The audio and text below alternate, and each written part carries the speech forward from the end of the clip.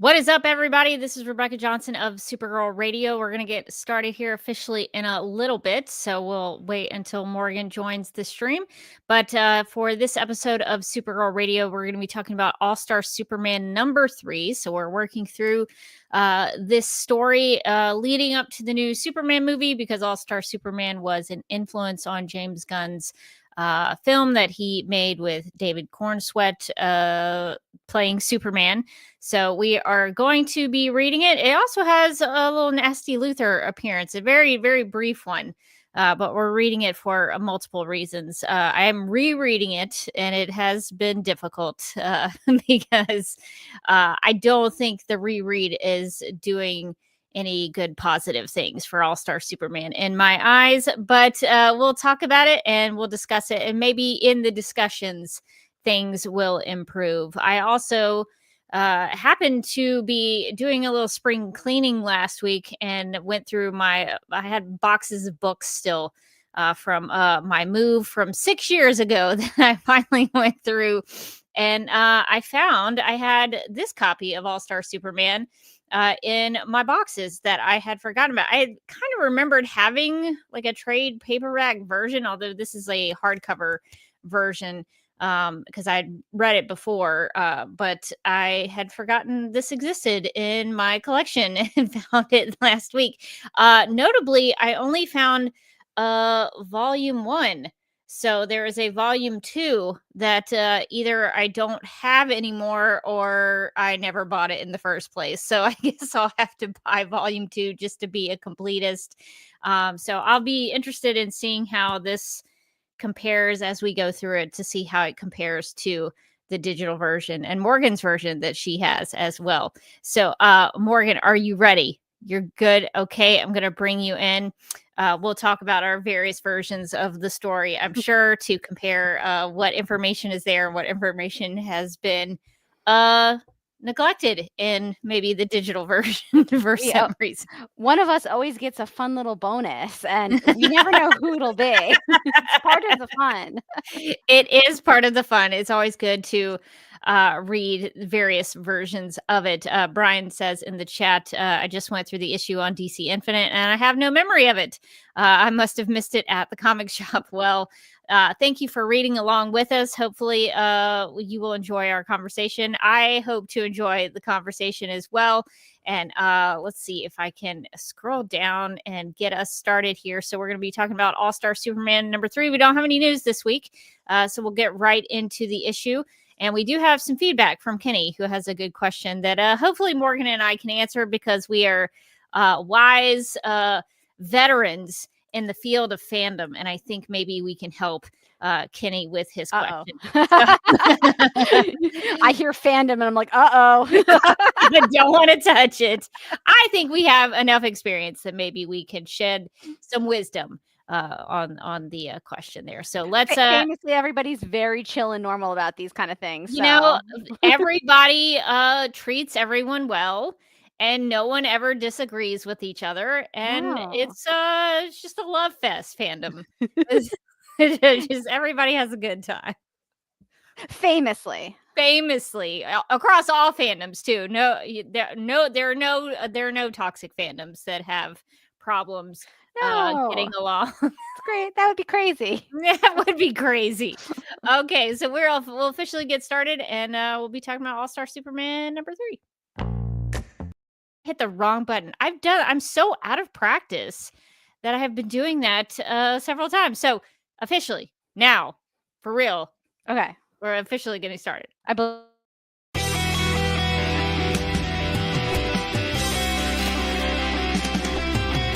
McGurk! I love typing. Not mess with my Google Docs, Meeksy. Supergirl Radio is going live every night of the week. How do you like it? Is becoming a human burrito a plus or a minus? I don't know. It does seem snug. I mean, they say you are what you eat. Kira. I love that. So I do a podcast called Supergirl Radio, and one of our segments is Lena Luthor, Boardroom or Ballroom. Because she looks like a boss in this coat.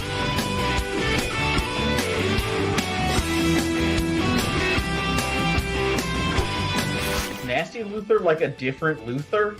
It's not just Lena being mean? No.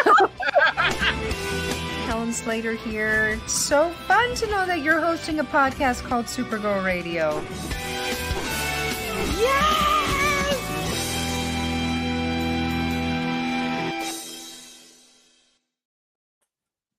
Welcome to Supergirl Radio, your source for all things related to the character of Kara Zor-El. My name is Rebecca Johnson. I'm Morgan Glennon. And for this episode of the podcast, we are live and wired to review All-Star Superman number 3, which was written by Grant Morrison with pencils by Frank Quitely, digitally inked and colored by Jamie Grant, and lettered by Phil Balsman and Travis Lanham. Trying to get all those credits out there for this issue. The description for this one reads, quote, I should say, there is a title to this. The description for episode 3, Sweet Dreams Superwoman, reads, quote, the all-star adventures of the Man of Steel take another startling turn when Lois Lane transforms from Superman's girlfriend into a Kryptonian superwoman. Meanwhile, Lex Luthor's plans simmer as the criminal mastermind exerts his charisma and intellect over the hardcore inmates who share his maximum security prison, unquote, which I don't think was in this issue. I was going to be like, wait a minute. Did I not read enough? There is no Lex Luthor in this one. Okay. But the description thinks there is. That made me feel a little bit better because I did kind of like skim to the next one or the one after, and I saw that there was like Lex Luthor in it, and I was like, okay. And then I was like, wait, should I have read more? Was it in there? Maybe it's like between the lines, like John Jones startling secret. that we never found out what it was. Actually, we never did. Mark did. One of our listeners, Mark, he did propose what he thought the secret was, but not confirmed on the show, though. Not a part of the series at all. We may never know what they truly meant. No, this issue ends with Lois falling asleep and going to bed. Yep. So that's how this one. That's why it's fittingly titled "Sweet Dreams, Superwoman." So episode 4 will start with I think some Jimmy Olsen. So that's where that's where we pick up in the 4th issue. But you know how these descriptions go. Sometimes they're accurate. Sometimes they put things in that are not there at all. So this one is All-Star Superman number 3, and Morgan, I was going to tell you that this past week, so I've been reading it digitally with like the digital trade version. Yes. And this past week, I did some spring cleaning, went through some boxes I still have from 6 years ago when I made the move. And so I had a whole bunch of boxes with some books in them. And I then, in addition to doing that spring cleaning, I also reorganized my bookshelf. And I remembered that I had a physical copy of All-Star Superman. Whoa. Which is not exactly this. So this one, I almost bought that one, I think, but then I was like, this one looks newer. that one's the deluxe version, right? Like it's super powered, like the greatest of all greatest versions of that. Dun, dun, dun, dun. Yeah. This I think is a 2-volume set, and I don't know where volume 2 is. I don't know if I never had it or if it's somewhere else. It might be somewhere in your bookshelf. Have you looked all the way in the back? Or is there like a Narnia situation back there? I don't know. I need to double check my bookshelf because I have a whole shelf that's just like Superman trades. So nice. I've got to make sure that I didn't misplace it somewhere. But I do have a physical copy, so I'll be cross-checking this with my digital version to see if it's any different because in your version you have stuff that I don't have. So I'll be curious to see if this volume does or not. So on the front cover, it says a stirringly mythic, emotionally resonant, and gloriously alternative take on the Man of Steel from Entertainment Weekly. So we'll see if that lives up to the hype. Quite a blurb. Okay, so let's actually talk about the issue now that we've gotten caught up on the various ways we're reading this and consuming it. So Morgan, what did you think about this issue? I guess you could either talk about what you want to talk about first, or I could prompt you with a topic. What's your? I guess actually, let's just get to the heart of the issue. Sure. Lois Lane has superpowers now. She takes the serum that Superman has made for her based on her DNA, I guess, and some of the things. His little his depression craft projects. Yeah. He made her a little suit, and he made her a serum that gives her superpowers. And he's been like, no, nothing much is going on with me, as he's like sewing the suit. He also put it in a little red, yellow, and blue gift wrapped box. Everything is matching. He's like one of those Instagram influencers who's like, I need to curate my environment, Lois. That's what she's me. Everything is primary colors. Exactly. So he puts the serum in a box. It's red, yellow, and blue for her as well. So she now has taken it. She had no hesitation. I might have had a lot of questions about the after effects and some of the residue that might hold over from it, but she was like, let's go. How long does it last? Is it fully 24 hours? Is it less than that? Do I get all your powers or just one of them? Yeah, which powers do I get? If I go mad with the power, are you okay with that? It's only 24 hours. It could have turned her into a monster. Yes. They didn't never know. You never know. I mean, he thinks he knows Lois, but she does. But he thought that she was going to just accept that he told her the truth about his secret identity. And she's still funny one, Superman. Okay. So I have 2 Lois things I want to ask you. First, I want to ask you about the superpowers and her getting the superpowers. And then I think we need to do a further DTR. Yes. Because it seemed to me because we've already established that Lois is not crazy about Clark. Like, Yes, she doesn't have kind things to say about Clark. It seems like she's not a big fan. But does she seem like she's in a romantic relationship with Superman? So is that the relationship, that she's been having a thing with Superman but doesn't like Clark at all, like that? I guess I think that's kind of what it is. That's the Okay. vibe I'm getting. Although I will say, at the end of their little their day, Clark or I think Clark says, there's something I wanted to do since the day we met. And then they like kiss on the moon. Is it that he's wanted to kiss her on the moon since the Or day to they like met? propose? Or to propose. I was like, have they not? Is this like their first kiss? Because how intense is this relationship otherwise? But I think you're right, because it did seem like he was about to propose when she fell asleep. So I don't know if we'll get an answer to that. But it could be that he wanted to ask her if she would marry him, or maybe it was just like, I wanted to take you to, don't they go to like the moon or something? Yeah, I wanted to Yeah. take you. I've always wanted to take you to this moon. So maybe they've kissed before, but just not on the moon. What if he was like, Lois, I've been wanting to ask you this question forever. Would you be my girlfriend? Lois is like, what? Superman's like, I'm kind of new at this. So. So I just wanted to establish that while we were here. But so Lois has superpowers. What did you think about her day, her 24 hours? Which I don't, was it a full 24 hours, or is she just like sleeping off the rest of the time? Do you That think? would be a bummer. It doesn't seem like it. My guess is a full 24 hours. Like, I wouldn't have taken that thing at night. I would have been like, hold on, I'm going to wait until the morning and then I'm going to take it. Because it seems like she takes the serum as soon as he gives it to her, which I think was at night. Because I think that's when she was running around the Fortress of Solitude in paranoid. the last issue. Yeah, paranoid. So did she like take the serum and then like take it, then like, okay, see you in the morning? Like, what? Lois, no.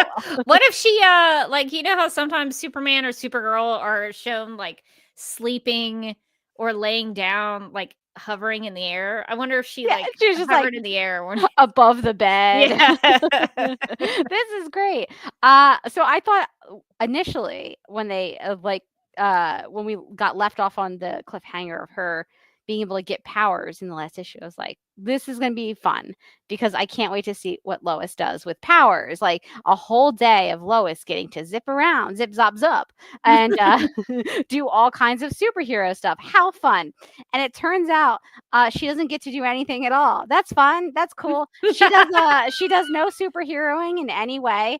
And her entire day is spent getting hit on by various superheroes and then being like, ha ha ha, no, stop.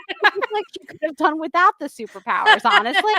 And so I came out of this issue kind of annoyed. I was like, okay, if you're proposing the idea of Lois having superpowers in this issue, what is it that she does that she couldn't have done without superpowers? Like, I just don't get what the purpose of the superpowers were in this episode.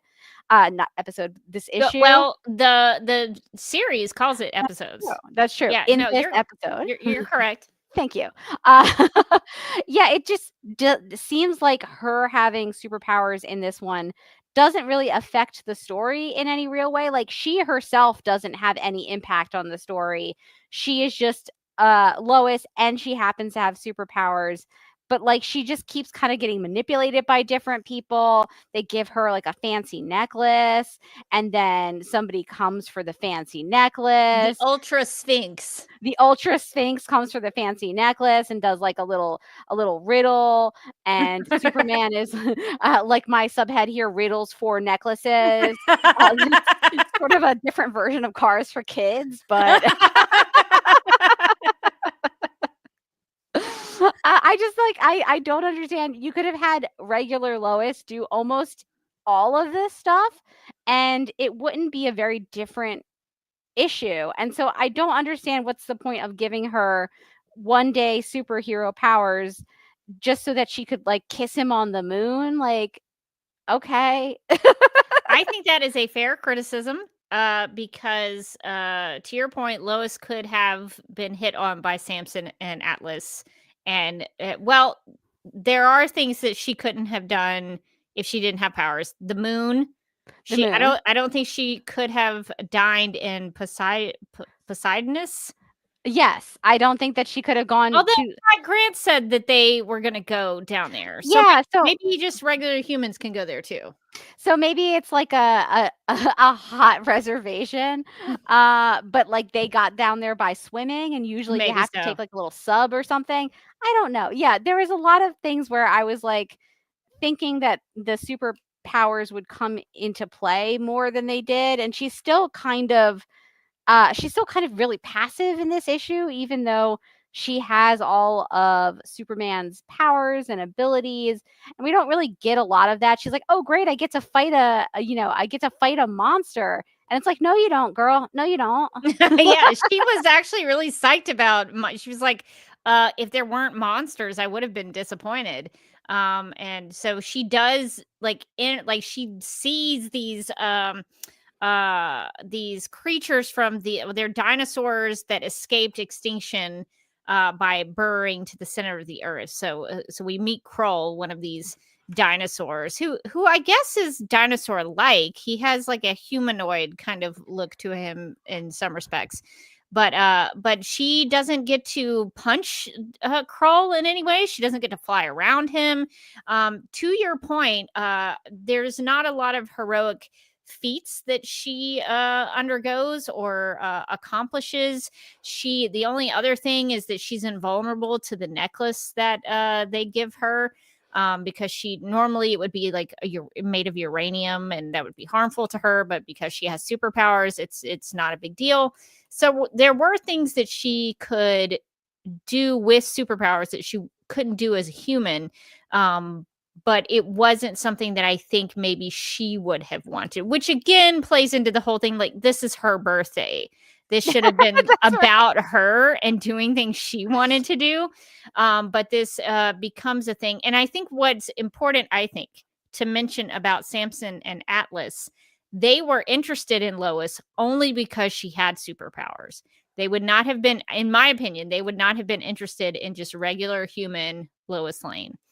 It they seems wanted like superpowers. They did know Lois Lane, and they were like, "Oh, Lois Lane, she's so dreamy. If only she had superpowers." And then upon learning she had superpowers, they were like, "Hey, wait a minute." Yeah. Like, I got the distinct impression she had met them before and they had like crushes on her, but because she wasn't a super powered person, they were just like, "Well, that Lois is cute, but I'm not going to do anything." But she would not have been a suitable mate for them. Exactly. But then they're like, "Suitable mate time now." And she's like, "What?" Yeah, it's so strange. Like, if you're going to give Lois superpowers, I would have loved to see her like save the day, or maybe use her superpowers to investigate a story that she's working on. She's like, "Well, now that I have like x-ray vision, I can see into this headquarters or something like that. I can listen in, I can spy on people and like write a good story." But instead, she's just very much like a pawn throughout this issue of like a bunch of guys trying to trying to get her attention and win her.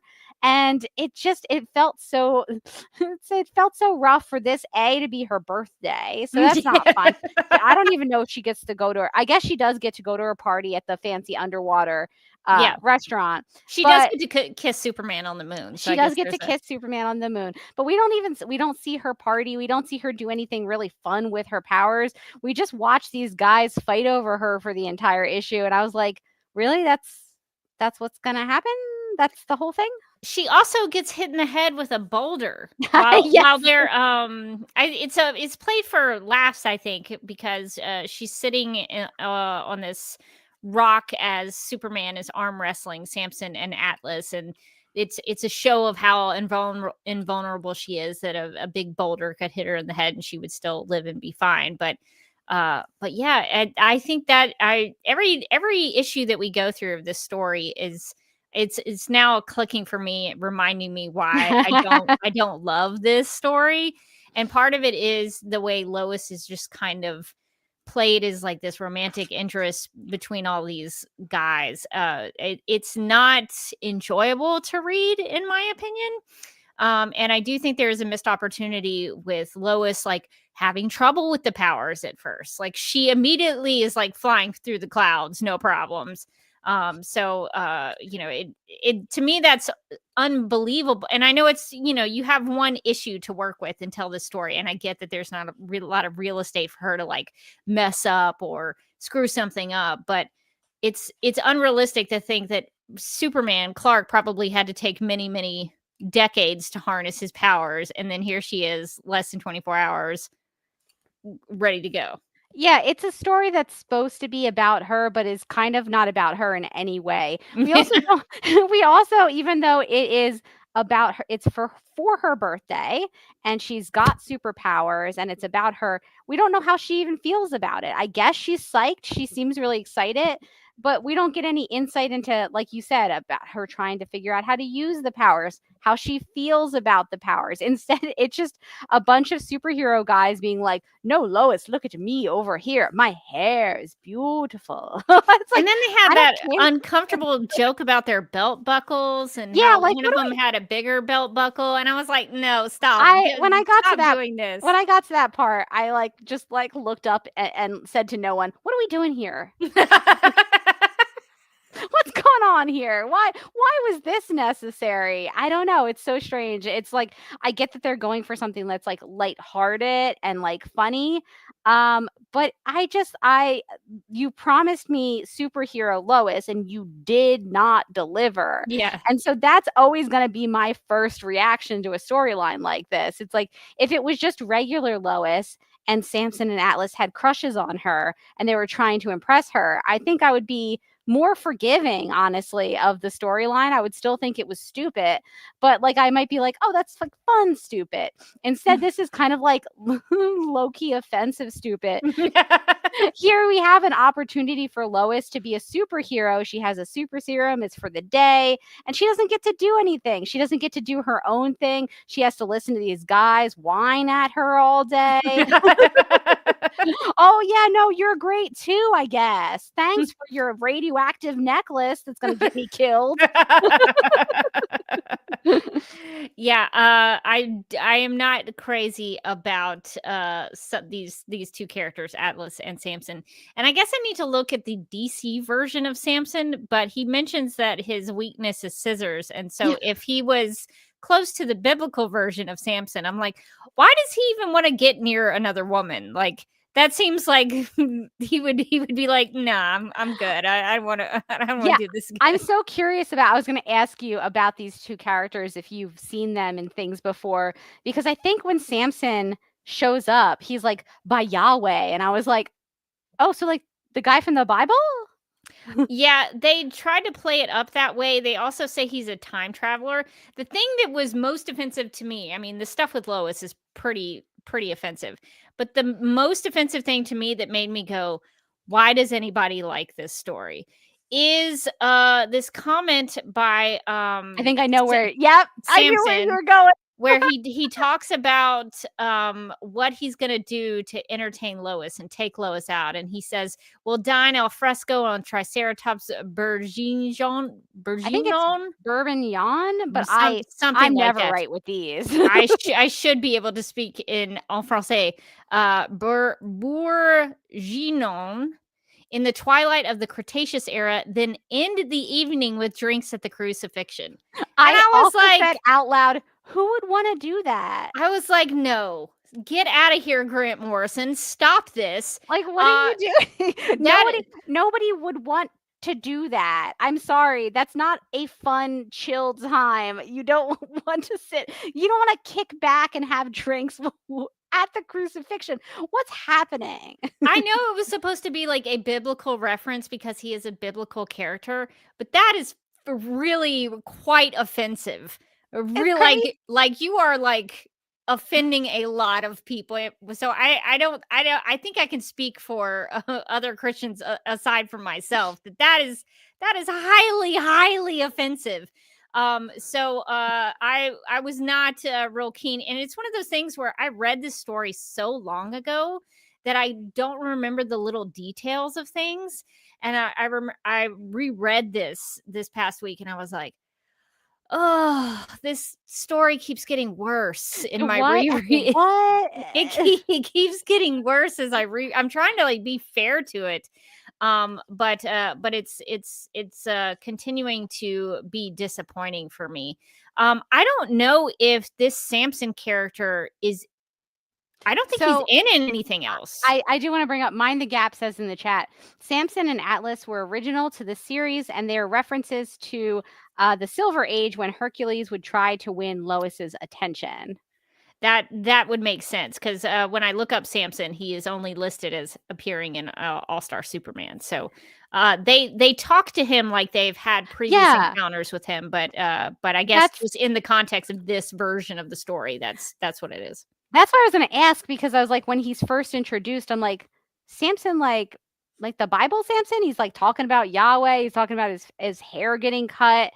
So I was like, did they make Samson into a DC superhero? But like, honestly, with superhero media, you can't assume that just because something sounds crazy, that it's not true. Remember the guy who, like, his whole thing is like, what, chasing dogs, killing dogs? Dog welder. Welding dogs.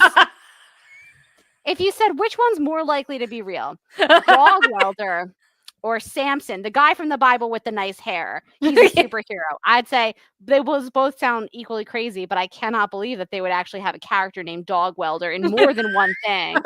And so again, I'd be wrong, right? Because like, but the way that they set these two characters up is like, oh yeah, it's my boy Samson and Atlas. Like, and I was just like, maybe, sure. I guess they've been in stuff before.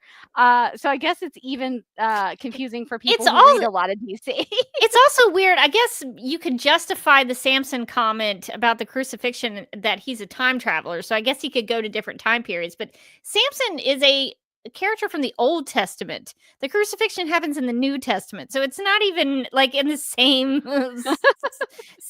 section of the Bible. So I wasn't crazy about Samson. I could Atlas, I think, is kind of interesting because he has, the story of how he's, being punished to hold the world above his head and all that kind of stuff. So it's interesting that Grant Morrison would include these characters who are notably very strong.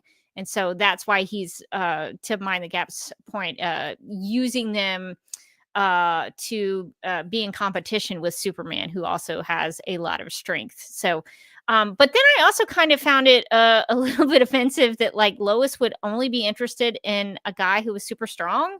Like, was that the only qualification? Like, it's not because like Samson is a complete jerk and says some pretty offensive things, or Atlas, is concerned about his belt buckle. Like, the super strength thing was just like that was the only qualification, it seemed, with these characters.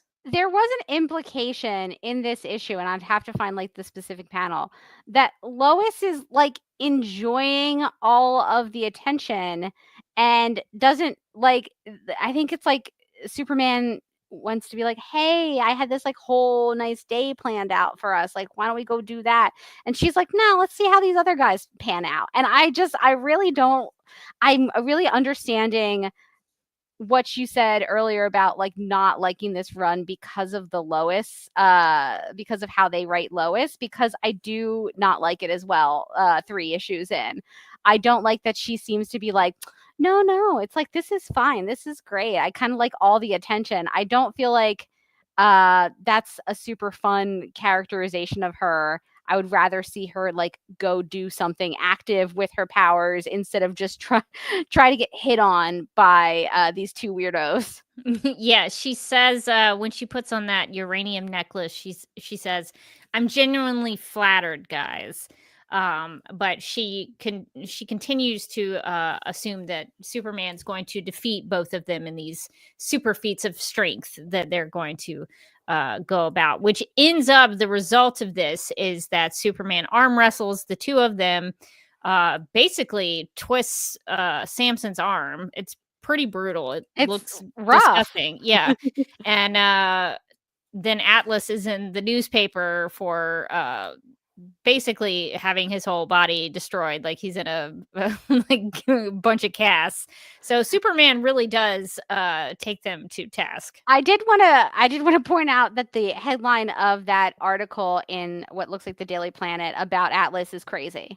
It is Greek hero Atlas at lowest party. Atlas scores. Yeah, is it referencing him scoring with a lady? What is the score? I don't know. What does he score? Also, at lowest party, that's not. You gotta put it the apostrophe got lost in the mix there. Yeah. Did they even have a party? What did Perry White like really toss a couple back at that party and just like that sounds good, just run it. What's happening? Like, why is that headline so terrible? Well, the only reason I thought that the score meant something to do with a lady friend is that the nurse in the picture the nurse is like has a very revealing scrub. It's a deep V. It's a deep V. so I was like, this, and that honestly lines up for that character. I think that would be the case. But it's also that was funny just my that they have his chart at the end. It just left some visual humor. They have the chart at the end of his bed, and it's just a line that goes straight up, like a business chart. Like I don't think that's how medical charts work, but I do think it's very funny. He seems to be having a good time. He's loving it. The only thing that seems to work in his hand are his thumbs. So he's 2 thumbs up.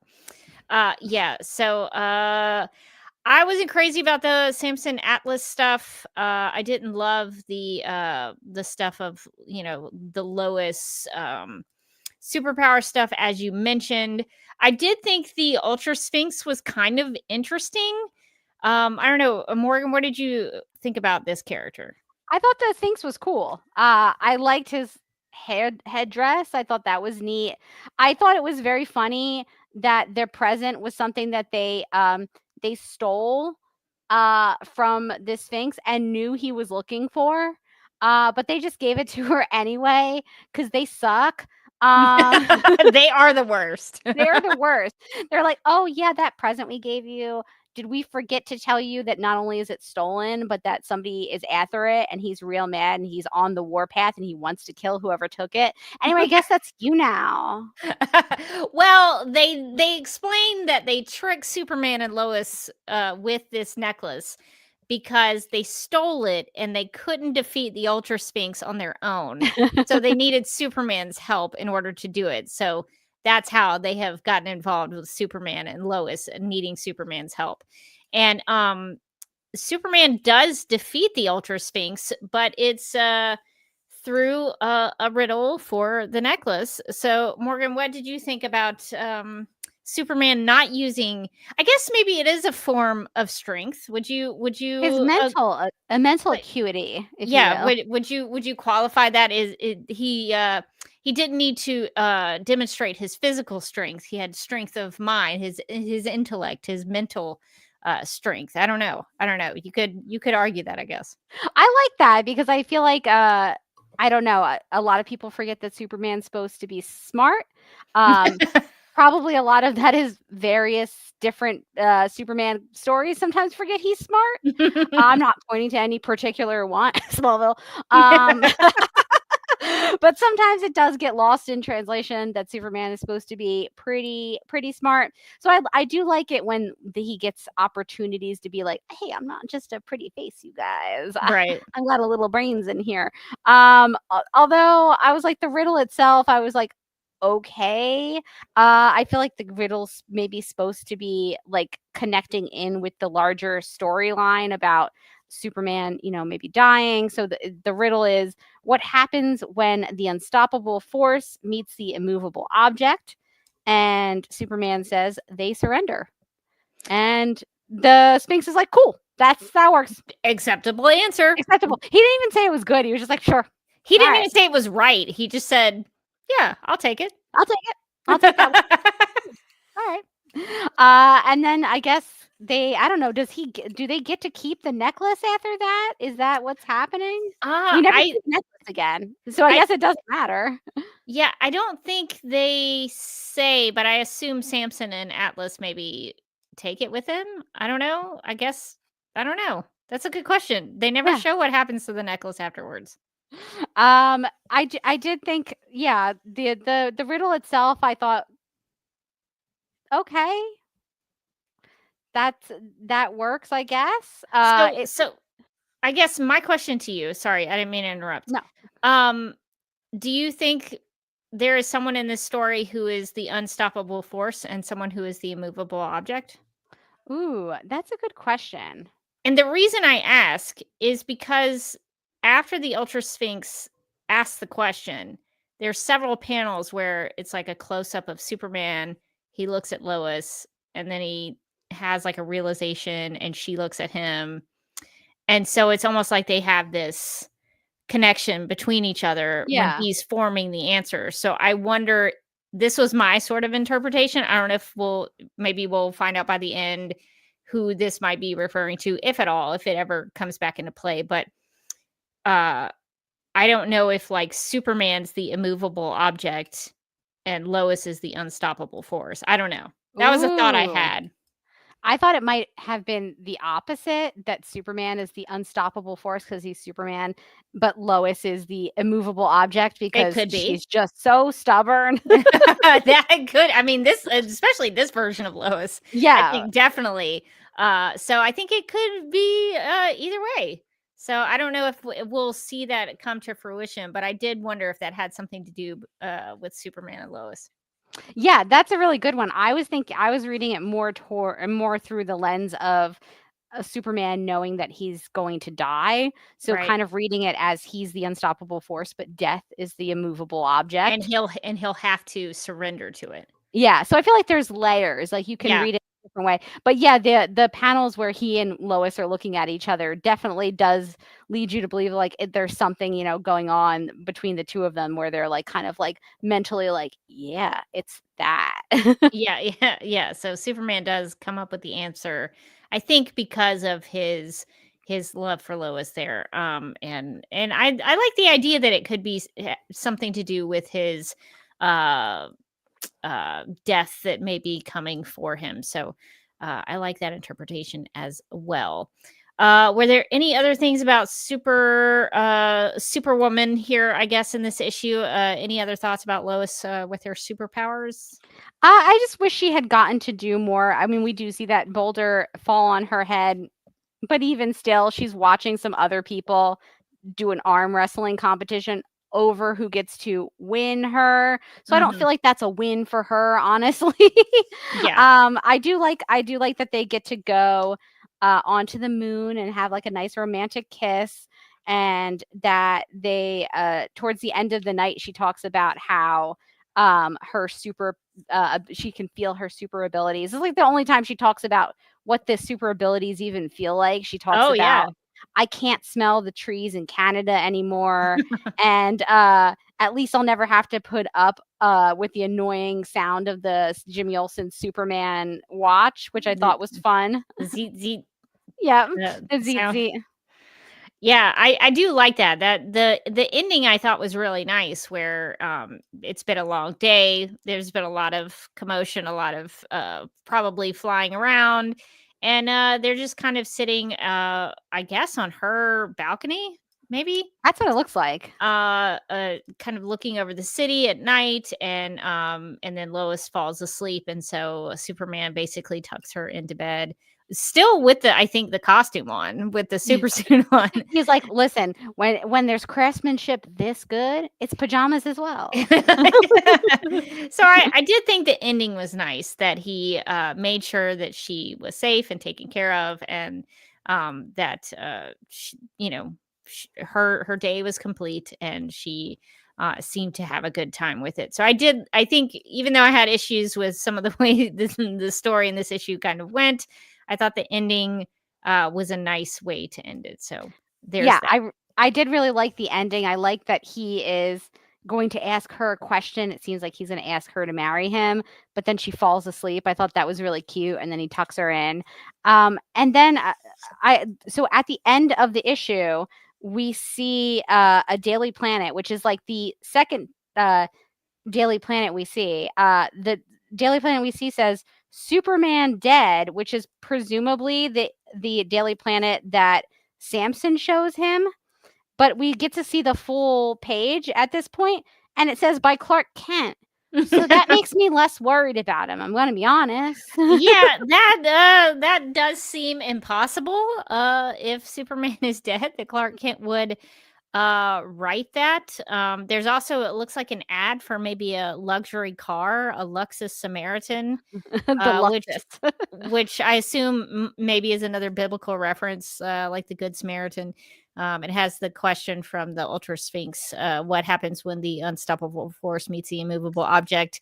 And then it says, surrender to the new Luxus Samaritan. So I don't know if that's like changed, because Samson says he's a time traveler. So through that experience with Superman, does time change? Is it like a paradoxical time travel thing where like maybe the headline has changed because now they've incorporated Superman's answer to the question in the car ad? Oh, interesting. So the issue of the Daily Planet that Samson shows him also has the same headline, Superman dead. It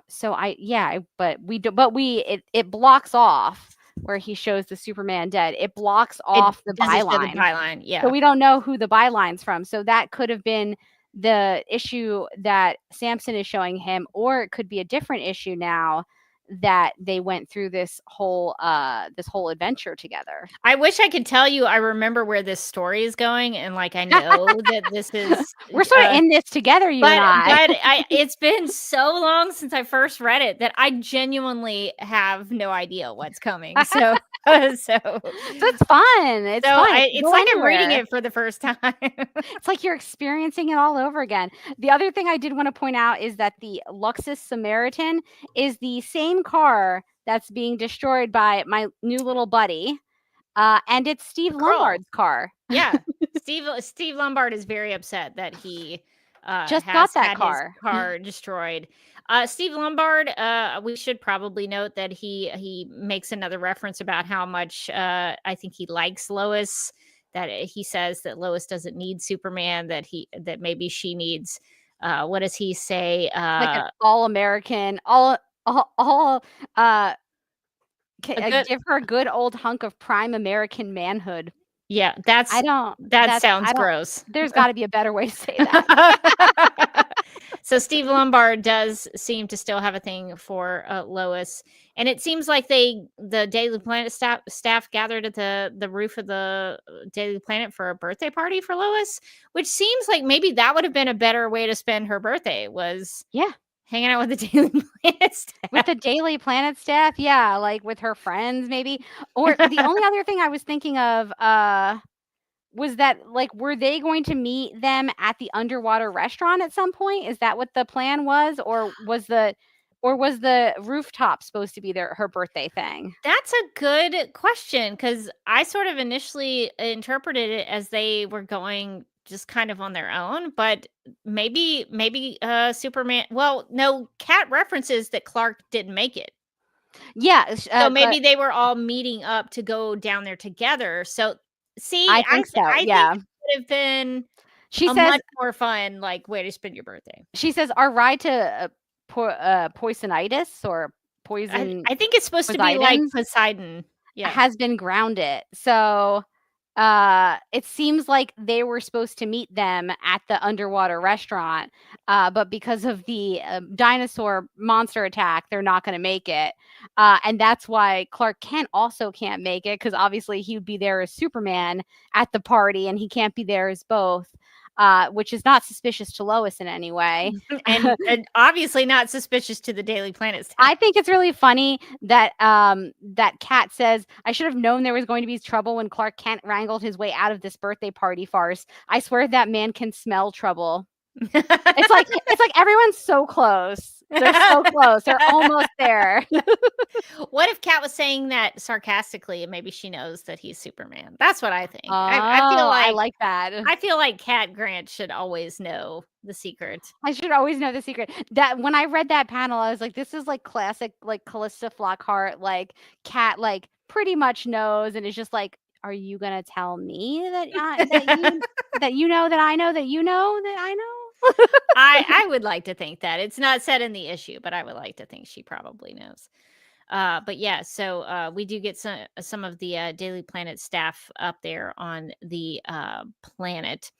I did want to get your opinion on something, Morgan, because when I finished this issue, rereading this issue, I thought I would have had more, like you mentioned, Morgan, that you would have maybe enjoyed it more if Lois was, it was a whole issue of Lois doing super feats. Yes. When I finished the issue, I thought if I could have had this be about anything else, I wanted it to be more about Krull and the dinosaurs from the center of the earth. Oh my God. I love them so much. I want to know everything about them. There's also, I thought, like, one of my weirdly just one of my favorite parts of this whole issue was Samson throws Krull, the little dinosaur, the not little, I guess he's a big dinosaur, but he's a baby, he's baby. He throws him into the air and into the atmosphere, and he like hits a space station, and Superman is standing right next to Lois, and he's like, Krull's lungs just burst. Like Superman is worried about Krull and nobody else. Samson's like, haha, I've done a good job. And like Superman disappears. And then when he comes back, Krull's like all messed up over his shoulder. And Superman's like, well, we got to take him back to his papa. Like Superman has like an existing relationship with the dinosaurs that live at the center of the earth. And I love that. I think that's beautiful. I do too. And I'm glad to know that it seemed like Krull survived though.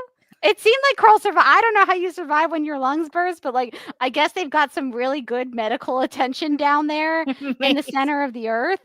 He said, my son will be punished for his crimes. That's the king. But I guess he's in like the ICU right now, so it'll be like a later thing. Yeah, he says that Krull speaks of him goaded to attack Metropolis by Samson.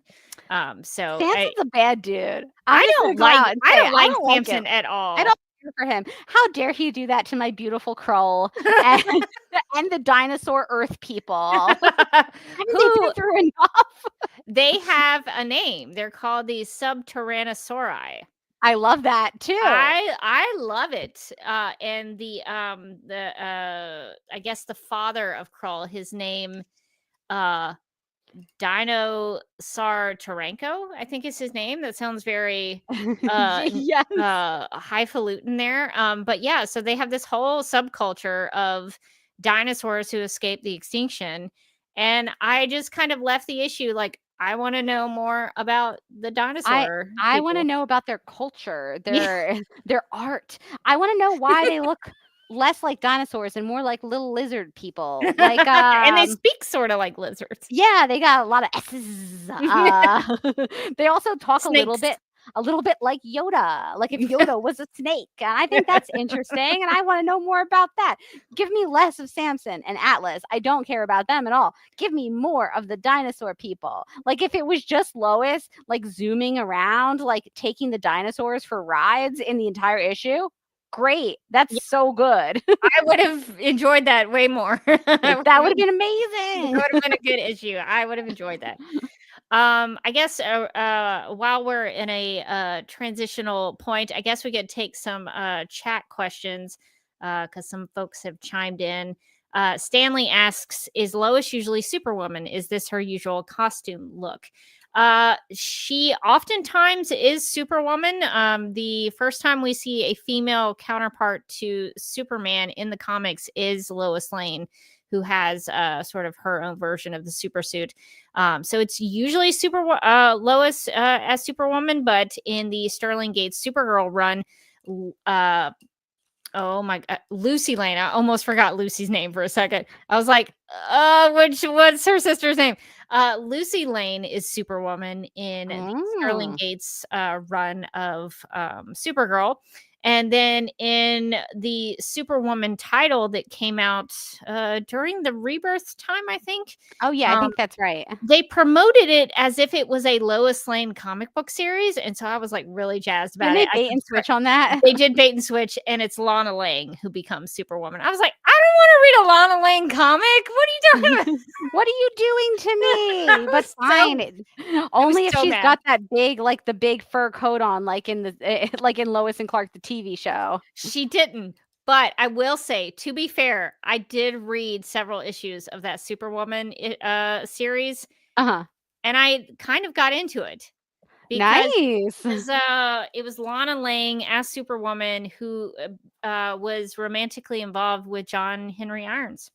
Oh. And it was actually kind of interesting. I should finish that. But I got baited into buying it because I thought it was a Lois Lane series. They gotcha. And then I kind of stayed for a little bit. Different people, Stanley, have different ladies have been Superwoman, but it's primarily in the Lane family. But there's the occasion that Lana Lang is also Superwoman as well.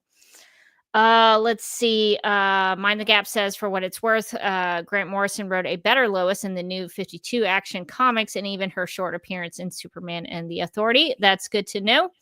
Let's see. Stanley also asks, have you read a lot of Grant Morrison's work? Do you like him as a writer?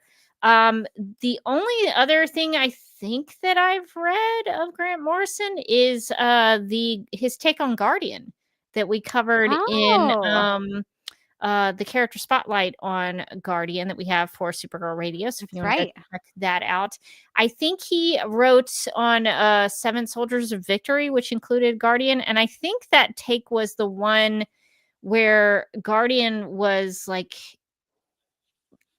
covering the news. Like he was like helping out with the news media. And that was kind of interesting. Taking photos with his father's camera? If only. But I do remember liking that. I'm trying to think if there's anything else that I have read by Grant Morrison. Have you read anything else? You know what? I don't think I have, actually. I've heard the name, obviously, because he writes a lot of different stuff for DC. But I don't think I've actually read anything by him. So I think this might be the first, actually. He did write Batman and Son, which I don't know if that's similar to the animated series, the animated movie that's kind of similar to that. So he's done some Batman stuff. But Brian in the chat said, Grant Morrison on Animal Man was my first time reading something he wrote. Okay, so that's a good tip. I have heard Animal Man has had some surprisingly good storylines on the occasion. I want to say, did Tom King also do a take on Animal Man, or was that some other character? I cannot remember, but Animal Man's one of those characters where, like, I have no desire to read an Animal Man comic book, but I don't really know anything about him, honestly. But it sounds like he, has some pretty good stories. It's like Big Barda. Like, I'm not like a huge Big Barda fan. Like, I wouldn't pick up, but like people say, oh, there's this really good Big Barda storyline. I'm like, okay, I guess that's cool that these characters have these good comics. So good to know that Grant Morrison has a good take on Animal Man. So this is the kind of the biggest thing that I've read of Grant Morrison as a writer. I think as a writer, like he's able to write the story. I just don't care for some of his takes on some of these characters. But to, I think, Mind the Gap's point in the chat, this is kind of an homage to the Silver Age of Superman. And Silver Age Superman was kind of a jerk. And those stories were kind of the worst in some ways. So I think if they were intending it to be like the Silver Age, I think they're kind of nailing it in a lot of ways.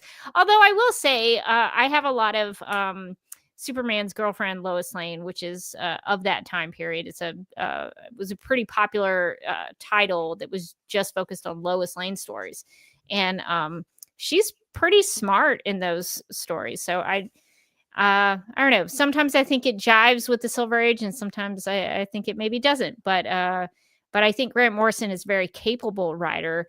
I just don't, maybe agree with some of the takes and the interpretations. I have one last one from Stanley. He asks, "Do you think Lois will get powers in the new Superman movie?" That's a good question. I don't know if I'll be curious, and this is part of the reason, everybody, that we are reading this story is so that we can feel an air of superiority walking into the movie and then walking out and being like, it was they didn't do it like the comic book. They didn't do it like the comic book. Where was Samson? So it could be that the inspiration from All-Star Superman to the new Superman movie could be the take on Lex Luthor. It could be the weight of Superman's, possible death that could be coming for him. It could be Superman and Lois's relationship. It could be Lois getting superpowers. Superpowers. We don't know because they've only released like one trailer that had no dialogue in it. So who knows what that movie's about? We know Crypto is going to be in that movie, and that's the only thing we need to know. Mind the Gap says, "I spotted 2 references to this series in the Superman trailer." Oh yes, so some people, eagle-eyed and good memories, have already seen some references, but that's why we're reading it, because Rebecca doesn't remember it all that well, and I've never read it. Repressed all of these memories, but they're all coming back to you now. I'm forced to face them. Forced to confront them. But yeah, so I think it'll be interesting to see once we finish reading it what we see when we see it in the movie. I'm trying to think the biggest time that I think of when I've seen like a live action Superman story with Lois having superpowers was actually Lois and Clark: The New Adventures of Superman, where she became Ultra Woman. So that's in season 3, I believe.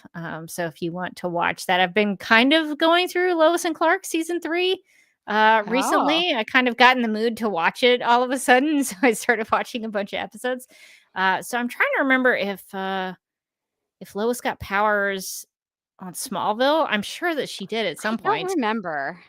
Maybe. But they like giving everybody powers at some point. Every one of those characters got powers at some point. I did quit after the season 8 finale watching Smallville. So there's a bunch of episodes I never actually watched.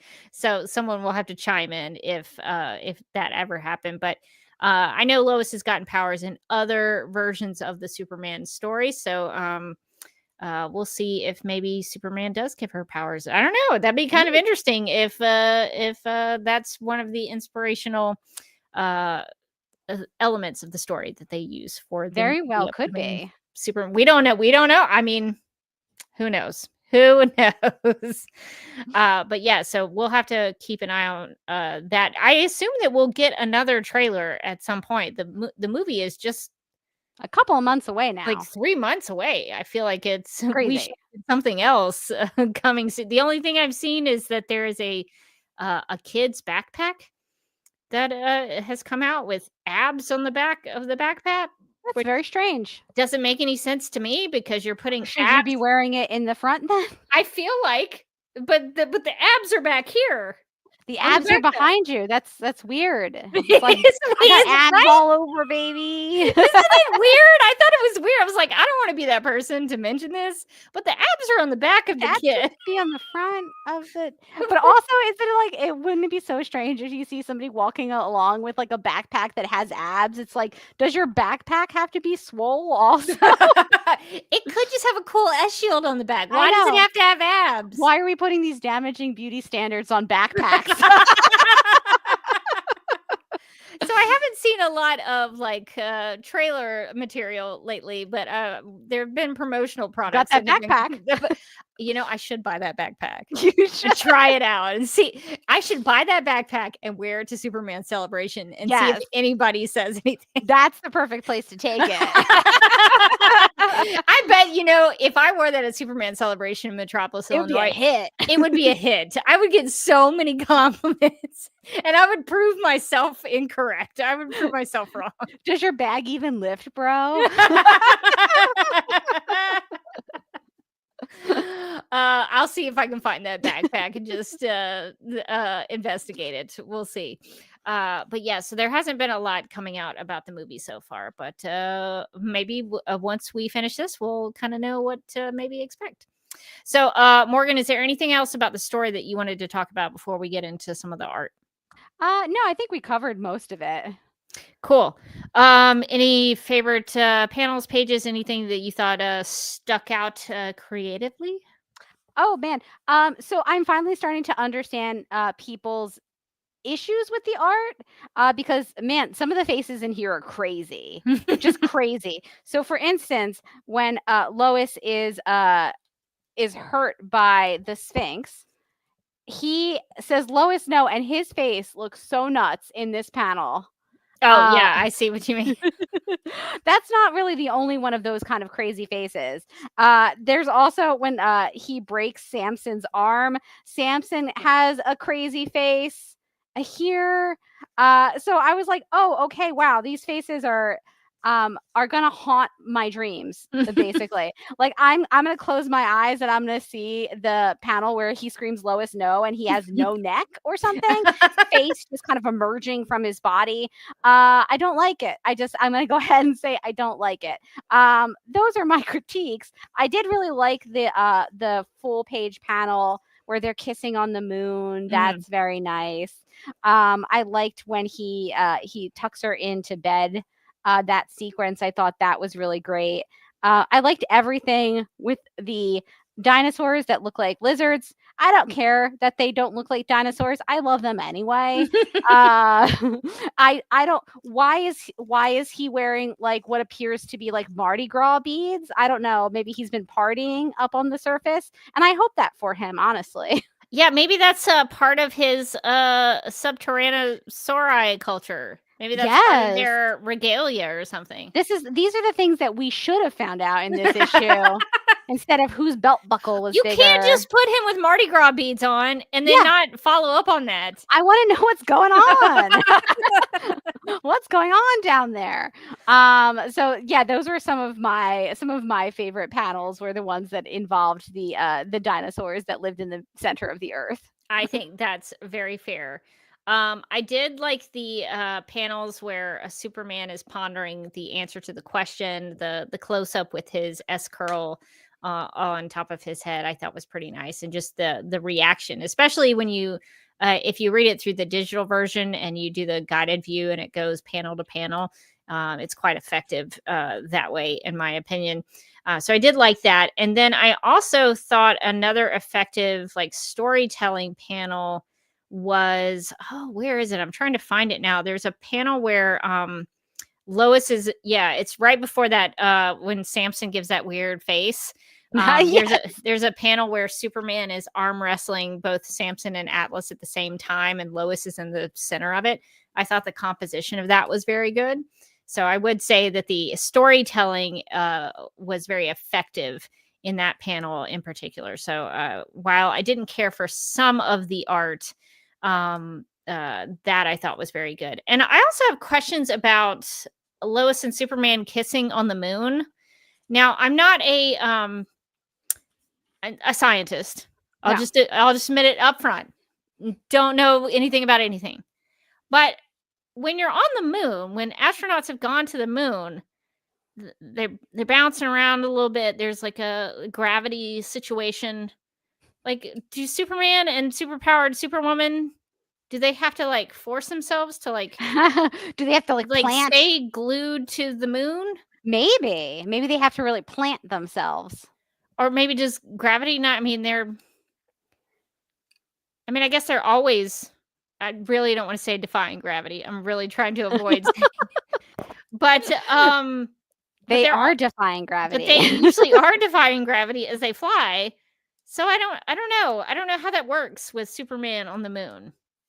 Yeah, I don't know how that works either. Visually, it looks cool. It looks really cool, but I was overthinking. Should they be floating though? Maybe. Before we wrap up, I forgot to ask you something that I had a question about. Sure. And this is more about the story and Lois Lane's characterization. There's a panel where Superman is flying and he's grabbing Lois's hand and like bringing her out of the water. And she says to him, I've always had an unanswered question of my own. Everybody can guess what Lois Lane sees in you, but why me, Superman? And he never answers that question. No, he doesn't. Which I think is brutal, honestly. Here she is on her birthday, where she got a weird present she didn't really want, in a weird outfit that's not really her style, where she didn't even get to do any superheroics, but she had to deal with all these guys chasing after her. Finally, she gets to go to a nice little dinner, and she's just fishing for a little compliment, just anything, just the littlest thing. And he's like, ha ha ha, and then flies off. And I'd be like, excuse me, sir, no. That's not an answer to her question. I asked her a question, and that question better come along with a compliment. And I thought it was unfortunate because she should know that answer. I feel it like feels pretty important. If they're in a romantic relationship which clearly they are by the end of this issue, given the moon given the moon situation, they're moon official now. DTR that thing, moon official. Out of all the women in the world, Superman could, just like Samson and Atlas, they could have their pick of which woman he wanted to spend his life with. Superman picked any lady, but he chose Lois. That's a fair question to ask. Yeah, why me?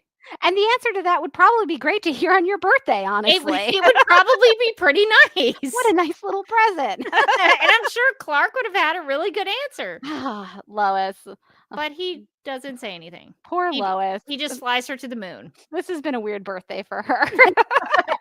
I hope she wakes up and she's like, that's the greatest birthday I could ever have. I hope that for her. I hope in the next issue she's like, everybody was so into me. I was so strong. I almost died, but a Sphinx was there.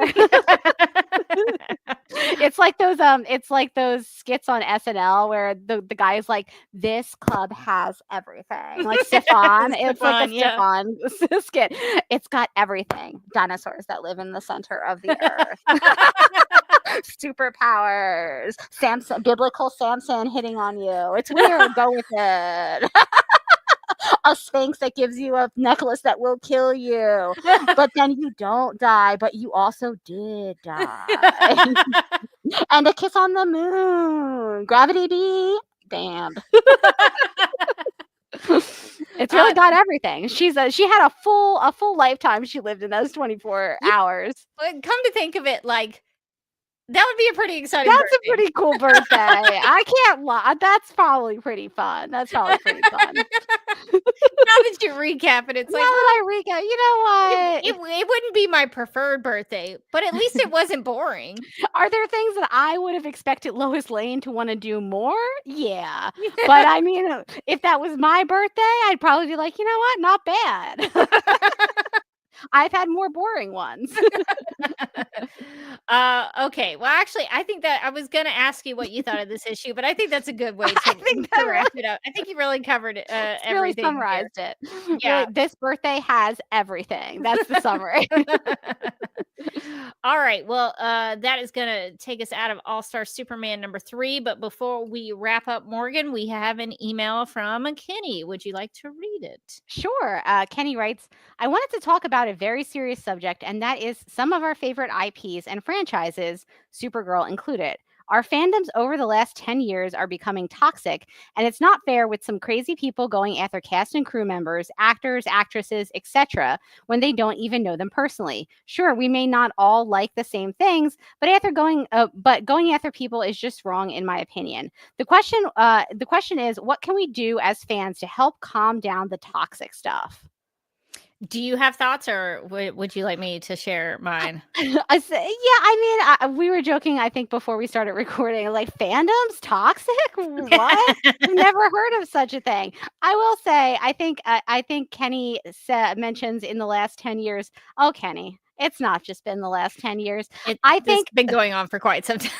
Unfortunately, I think that social media has made it so that these fandom spaces that used to be siloed over in corners of the internet, message boards, and like Live Journal, and oh yeah, like Tumblr and these like more closed communities where people could just be like crazy at each other, but like in a small community where it's like we all understand, sort of. And like you understand what's going on when you step into like a Tumblr community. It's going to get real weird really quickly. You've chosen to enter that arena. When you've gone on a message board specific to the fandom of your choice, there's going to be one person who's going to scream at you because you like a different couple than they do. Mm-hmm. And that's just part of fandom. It's a beautiful part of fandom. The problem, in my opinion, and I don't think it's fixable, unfortunately, is that fandom has broke containment. Like the alien from the movie Aliens, it's burst out into the internet and now it's everywhere. It's all around us. And the normal people, the normies as I call them, they can see it. And they were never supposed to see it, you guys. They were never supposed to see it. And they shouldn't have to. That's a really important part.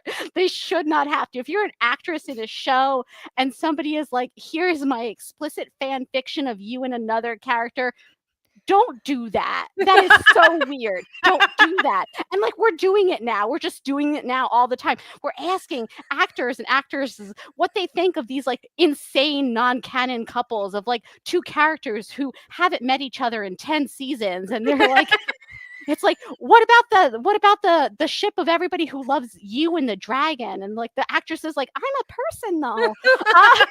We shouldn't be putting this on normal people. And that is my rant. So I think, unfortunately, because it's everywhere now, because it's on social media, I don't know how to rein in the toxicity, because I think when it was in smaller spaces, there was a certain amount of understanding. There was a certain amount of humor to it. Everybody was like, okay, somebody's done something deeply unwell, right? But that's just fandom. And we all signed up for that when we joined to like, share fan fiction stories. And now somebody's screaming at you for no apparent reason. But you kind of understand that that's part and parcel of like what you get in the space. But now the space is everywhere. And so I don't know. I don't know how we deal with it. I think, maybe trying to tell people that not everyone's like this, or like try to, shout out the bad actors, but there's only so much you can do, really. So I don't know.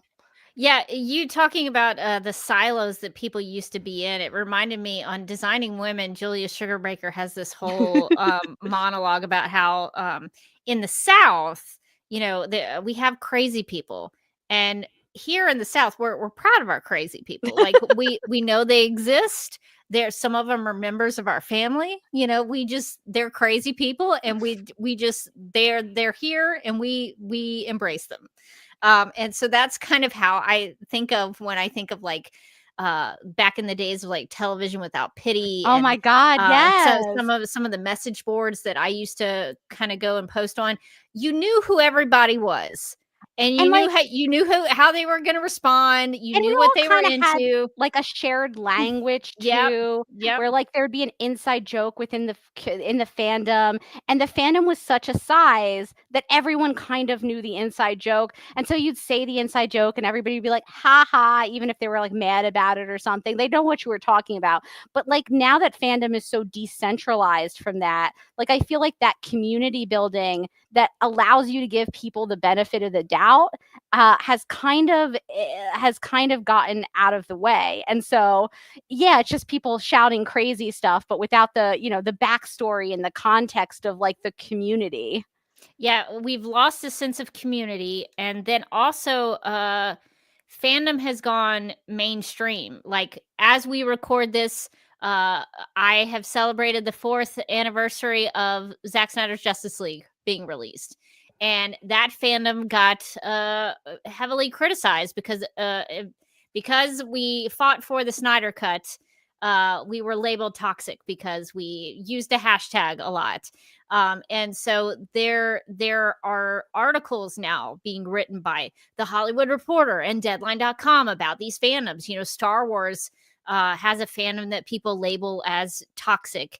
The Supernatural fandom, from what I've heard, was a little nuts. Like all these different fandoms have their bad apples in them, but now it's amplified even more so because now it's all these YouTube influencers talking about it, and these huge trades, these authoritative sources are talking about fandoms now. Like it enrages me that that's a big point actually that I didn't think of either until you mentioned it, Rebecca, was that back when I used to enjoy fandom, like I said, we were under the radar. Like nobody was writing in articles about what somebody was doing on the television without pity boards, right? Can you imagine if they had? The television without pity really was without pity. It was rough in there.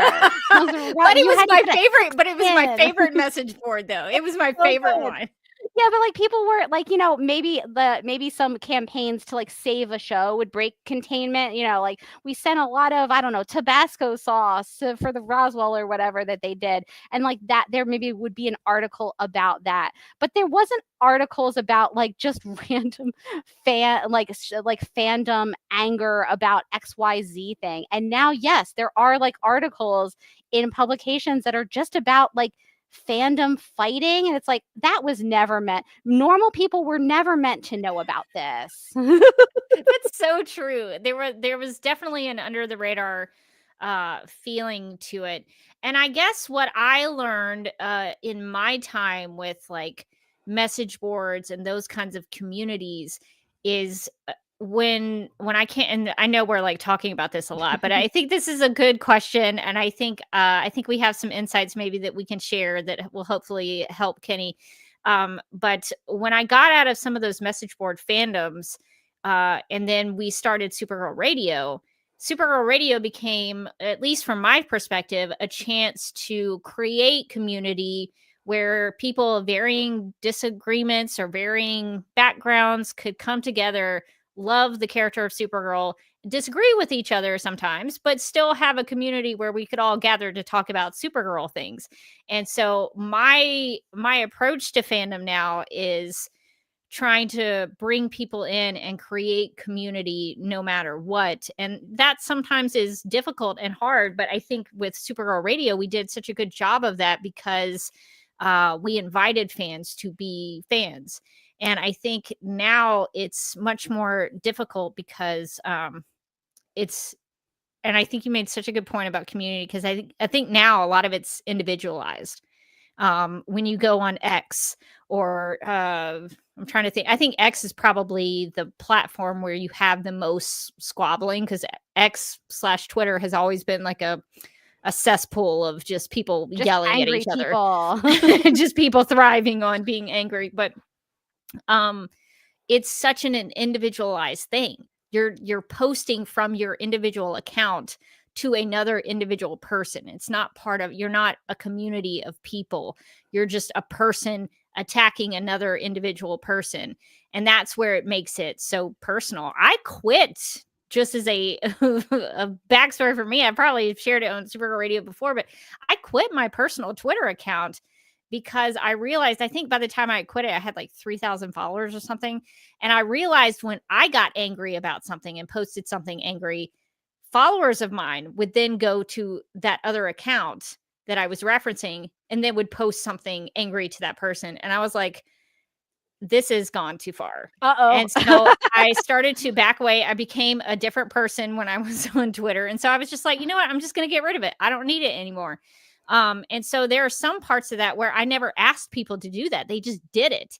And so it's that kind of thing is more individualized now and personal. It gets way more personal than versus like a message board. But my advice, Kenny, is to just ignore people who are bad apples in the fandom. What I tend to do, and what I think we do here on Supergirl Radio, is we share our love for Supergirl or Superman or the DC universe, and we just get together and talk about it. Whether we dislike an issue like we did for this week's episode, we're still just getting together and talking about it and having a good time. Fandom should be fun. In my opinion, the reason you're a fan is because you're a fanatic. You like something. And I think when it becomes unfun, that is the time to get out of there and maybe create your own space where you can have fun and enjoy it without the outside noises. I know that's a very difficult thing to probably implement, but my recommendation is just try to find your own way to enjoy that thing. Yeah, I would agree. I had noticed as well, like in my times and travails throughout fandom, that there is often a point where people start to turn against the thing that they're a fan of, and it becomes very negative. That's usually the point where I would jump ship because it's not fun anymore. I think Stanley says it best. Fans need to focus on the positives. Now, this doesn't mean that you have to like every single thing that comes out, but I do think that you should always approach things, if you're a fan of it, if you love it, from a perspective of what didn't work for you. And I think that that's a lot easier to defend than being like, I hate this, or this is bad. Well, it's bad to you, and why?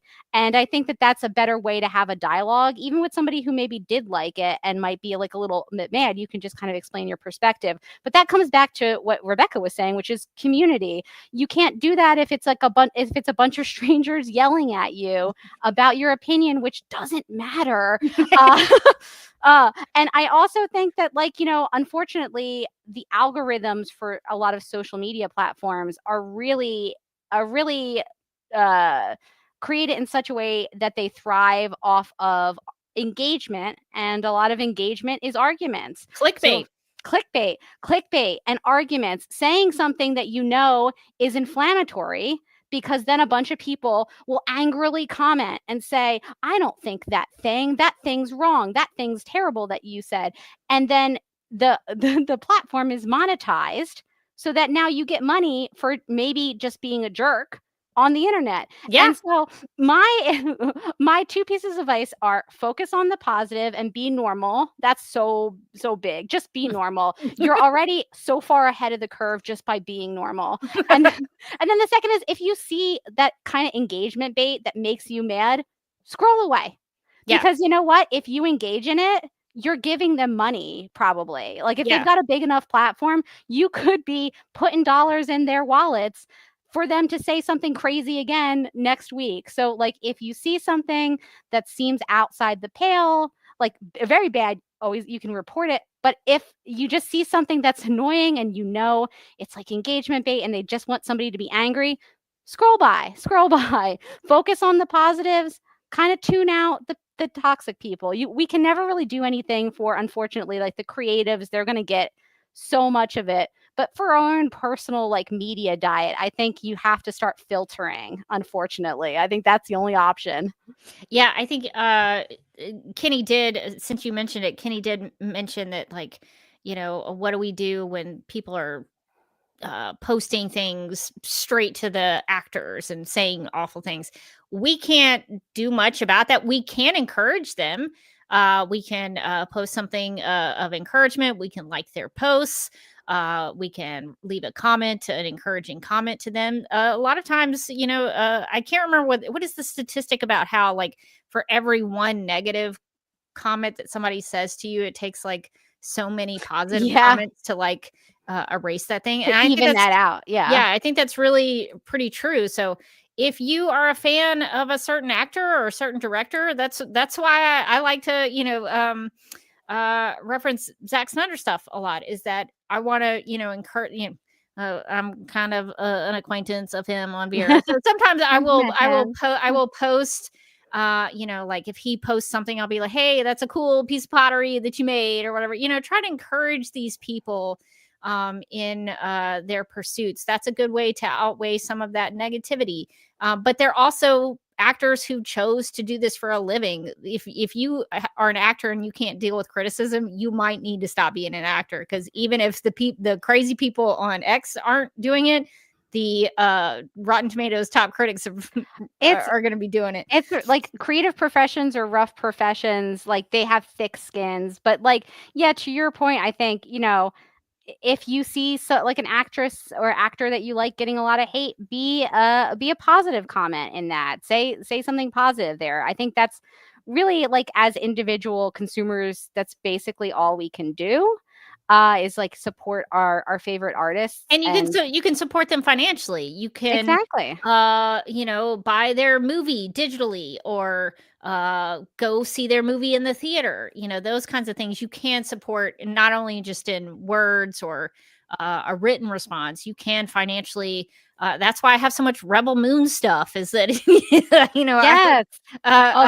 I have a Always support the art you want to see, especially yeah. unfortunately nowadays when the windows for the movies are like 2 days that they're in theaters. Try to go out and see it in the theater if you can. See it on day one. See it at the midnight showing. Show it. Get in there the first weekend, because let me tell you, they're turning them back onto streaming like 2 days later, it feels like. And I want to be able to see movies in the theater in the future. And so I really do have to practice what I preach better, because the last couple of movies I wanted to see in the theaters, by the time I was about to go out and see them, already on streaming. That's crazy. So I mean, like, I rented them, so they got my money, but I want to eat my big popcorn and drink my big soda and be in a kickback seat, like I don't want part of the this to movie go away. Like, yeah. I'm getting a little bit concerned about the movie industry when they're turning these movies so quickly from theaters into streaming, that a lot of people will just go, all right, well, I can wait 2 weeks to see that, because that's like somehow, some of these windows have been 2-3 weeks, a month, and like a lot of people are busy. They'll think, oh, I'll catch it in a month. It's like, well, yeah, but like if everybody decides to do that and nobody goes to the theater anymore, we don't get theaters, and we need theaters. And you can pre-order tickets. Yes. You could, if you're excited about the upcoming Superman movie, get a ticket ahead of time so that they know that people are interested before it even hits the theaters. So there are things that you can do as a fan to help the creative people. The only other thing I would say is that if you're kind of alone in this, in your fandom, which sometimes I feel like I am with certain things, try to see if there are other people out there. If you have a connection on X, for example, who like there's a person that you like agree with almost everything they think about something, maybe try to become their pal. Maybe, send them a DM and try to chat them up about stuff.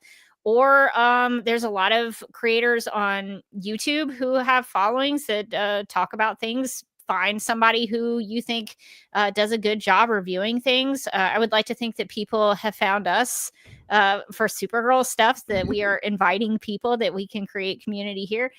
So there are different ways to, even if you're kind of by yourself, to get plugged into a community of people that maybe share some common interests, and maybe that can help a little bit.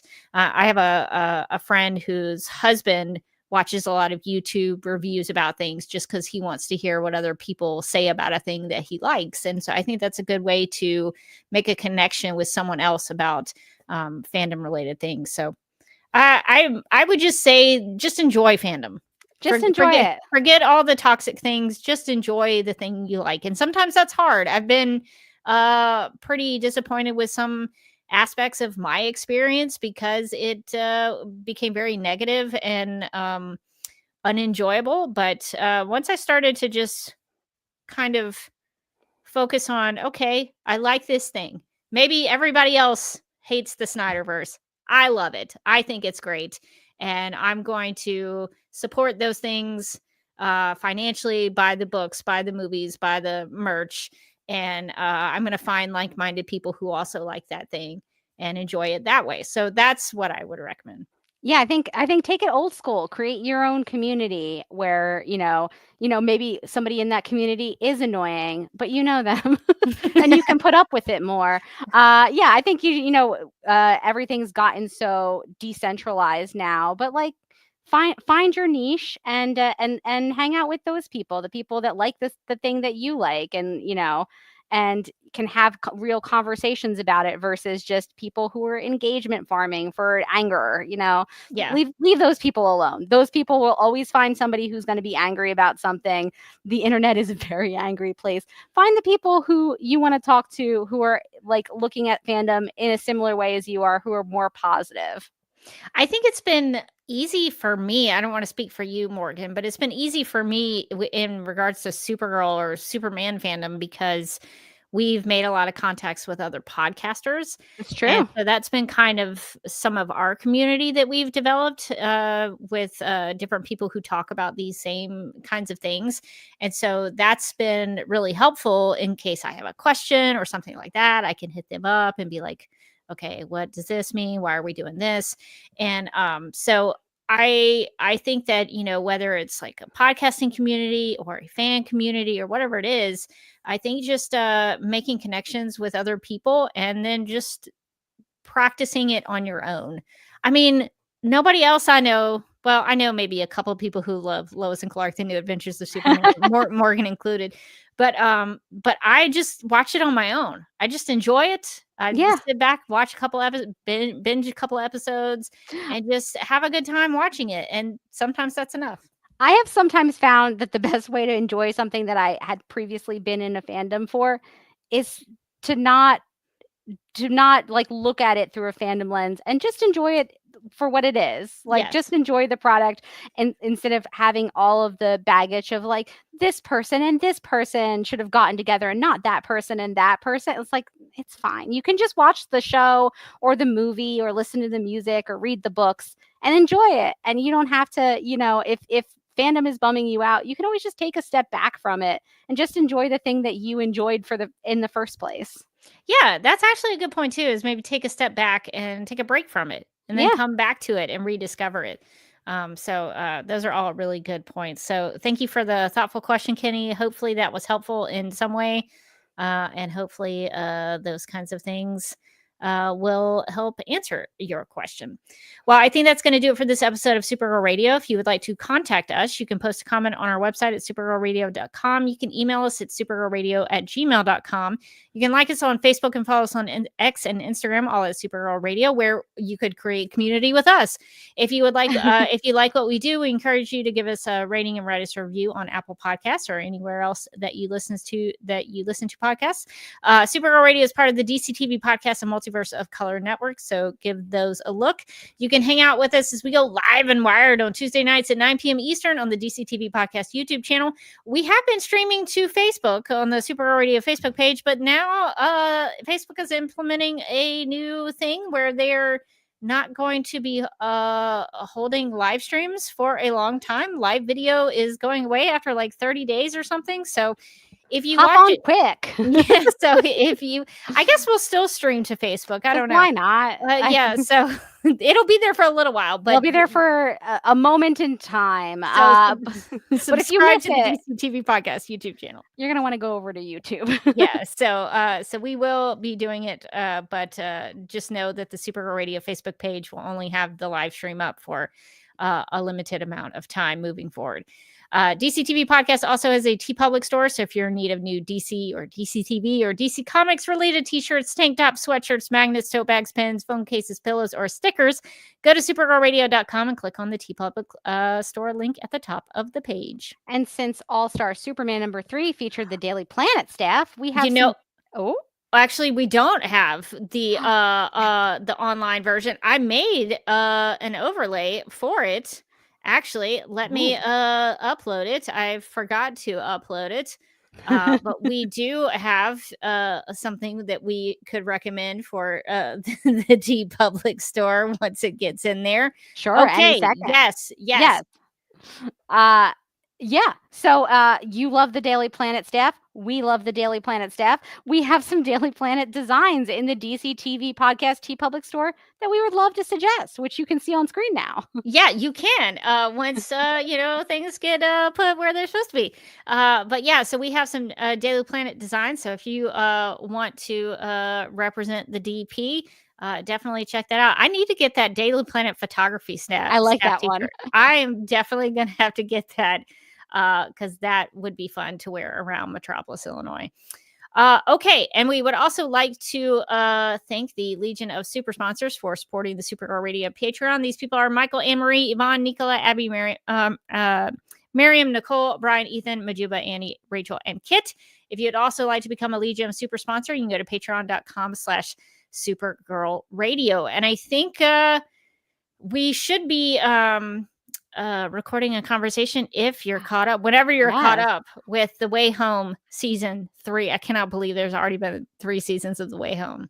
I hope there's a million more. I hope they never stop jumping into that time travel pond. I think it's very funny. Of all the the pilot pods I've watched for various different shows between here and the Legendary Ladies podcast, this is one of the few that I went past episode 1. I was like, got to know more about that pond. And here we are 3 seasons later. I'm like, keep on jumping, ladies. So if you want to hear a review of The Way Home season 3, we will probably do that for the Patreon. It's funny, The Way Home, I pretty much dislike almost every character on the show. They're all really bad at decisions. And I still watch it. I don't know why. I can't stop.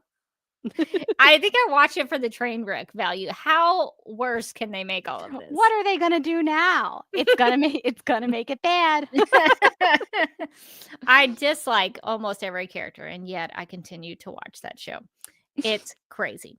Well, if you want to follow me on the interwebs, you can follow me on Vera True Social. I'm at Derby Kid over there. On Instagram, I'm at The Derby Kid. I have a YouTube channel that I sometimes put things up on. YouTube at youtube.com/duckmilkprod. I also have some travel blogging content up on at Oasis Broom on social media and YouTube. Recently just posted something for St. Patrick's Day about Ireland. So if you're interested in that, I'm hoping to catch up on that a little bit because I just caught up on the Supergirl Radio social media content. So now maybe I can get travel blogging stuff up as well. So that is it for me. Nice. You can find me on the internet at Mojotastic, and you can also find me as a co-host on the Legendary Ladies podcast. We just talked about what did we just talk about? Oh, we just talked about Suits LA, the pilot. And we are this week going to be talking about the new Lady Gaga album, Mayhem. So we're going to be doing, I think, our top 5 songs for Mayhem and talking about the album. And then I think we have in the pipeline a chat about Mickey 17, which is what prompted my rant about theaters, because I had thought about going to see it in the theater. And then I saw yesterday that it's going to be coming to streaming next week. So I was like, well, I guess I'll just wait until Tuesday and I'll just watch it at home because I don't have a lot of time to get out to the theaters. But again, this is how they win. Yeah, that's part of the problem. I admit it. That's crazy. They should give you at least like a month. It came out like 3 weeks ago. That is crazy. Yeah, that's a Pattinson, right? Yeah, that's a Robert Pattinson movie. It looks intensely strange, and I'm excited to see what's up with it. I think there's like a lot of Pattinsons. It's like eternal Pattinsons. Pattinsons is as far as the eye can see. Being Robert Pattinson. You do tend to like it when Pattinson does weird stuff. I only want him to take weird roles and do weird things. Arguably, Batman was too normal for Robert Pattinson. He should have been way stranger. I'll never forget the article I read. It was like an interview during the pandemic with Robert Pattinson where he was like, I've stopped training. I'm putting on weight. Also, I'm developing a handheld pasta. And I was like, I hope that he never changes. I hope that he is like this forever. Well, I hope you enjoy. Is it Mickey 17 is the movie? I think that's what it's called, Mickey 17, yeah. Yeah, I'll have to check that out. If it's going to be on streaming, I might as well check it out too. I mean, yeah, it's going to be up there. I think you're going to have to I'm going to have to pay to rent it, but I was going to have to pay to see it in the theater, so it's kind of a potato situation for me. That, I guess. Yeah. Well, very good. All right. Well, we'll have to be on the lookout for that. But I think that's going to do it for this episode of Supergirl Radio. But until next time, I'm still Rebecca Johnson. And I'm still Morgan Glennon, and we hope you don't attract the attention of an army of flesh-eating dinosaur men.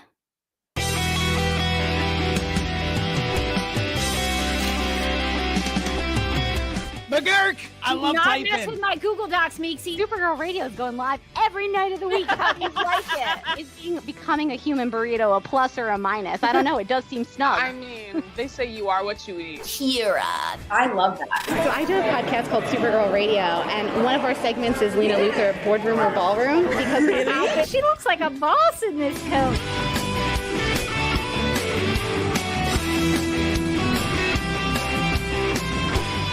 Is Nasty Luthor like a different Luthor? It's not just Lena being mean? No. Helen Slater here. So fun to know that you're hosting a podcast called Supergirl Radio.